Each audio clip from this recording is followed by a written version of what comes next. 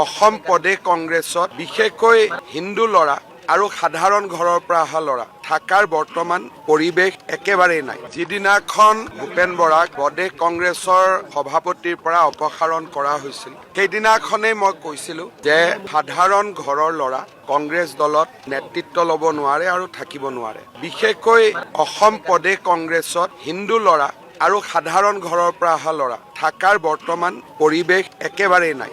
কংগ্ৰেছৰ 3জন পৰ্যবেক্ষক টিকেট চিলেকশ্যনৰ কাৰণে অসমৰ বিভিন্ন জাগাত বৰ্তমান ভ্ৰমণ কৰি আছে। ইমৰান মাছুদ, সপ্তগুৰি উল্কা আৰু এগৰাকী। আৰু 3জনৰ লগতে তেওঁলোকে কাক কাক দিছে?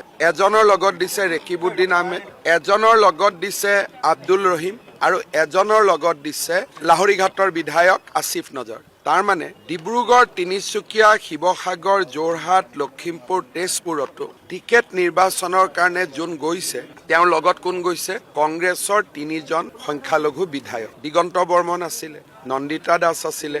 আজি কংগ্ৰেছ দলত এক প্ৰকাৰ হিন্দু সমাজৰ স্থান সম্পূৰ্ণৰূপে নোহোৱা হৈছে। কেইদিনমান আগতে প্ৰদেশ কংগ্ৰেছৰ সভাপতি গৌৰৱ গগৈ মাজুলীত গৈছিলে। তেওঁ লগত কাক লৈ গৈছিলে? ৰকিবুল হুছেইন।